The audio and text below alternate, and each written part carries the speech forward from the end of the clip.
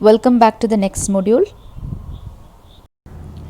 The ticket collector took a close look at the tortoise, pushed it slightly, and announced that grandfather was not required to buy a ticket for it, as it did not fall in the category of a dog. Now let's see what happens next.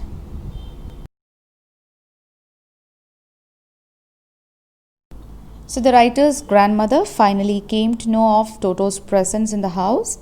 She allotted him space in the stable along with the family donkey Nana. On the first night in the stable, grandfather visited Toto. He found Nana restless, pulling its rope in order to stay away from the heap of hay. Grandfather hit Nana on the back in order to stop it. Nana jumped back with a jerk and Toto was dragged along with her.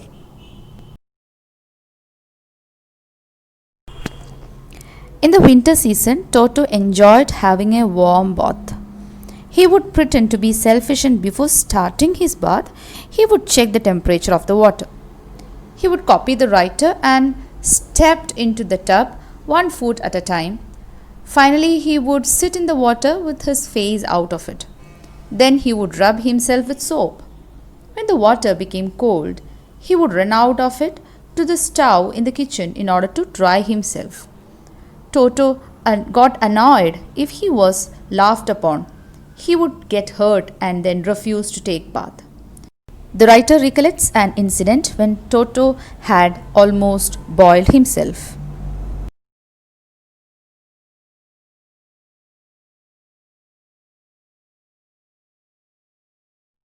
In a large kettle, water was boiling on the stove.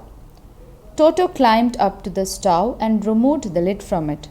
He felt that the water was warm enough for him to take a bath.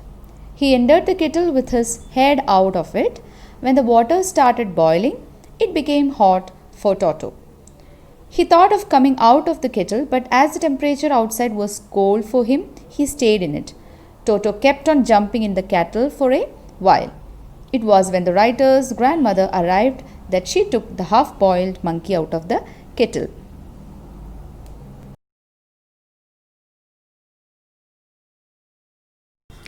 If there is a part in our brain that governs our ability to create mischief, then that part in Toto's brain was highly developed as he had great capacity to do mischief. He was always busy doing mischief.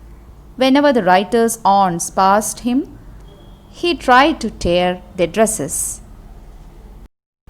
The writer recollects another incident when Toto created a lot of mischief. At lunchtime, a dish of rice was placed on the dining table. When the family reached to eat, they found Toto eating it. The writer's grandmother screamed at Toto, and in response, he threw a glass of water in their face. When the grandfather arrived, Toto left the place through a window with the dish of rice along with him. Toto remained out the entire afternoon. He sat on a branch of the jackfruit tree, determined to eat all the rice. As the grandmother had screamed on him, he wanted to annoy her further, and so, after eating the rice, he threw the dish. It broke into several pieces. Finally, grandfather realized that Toto was not suitable to be kept at home.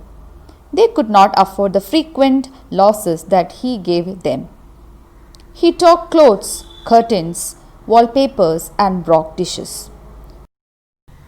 They could not tolerate Toto anymore.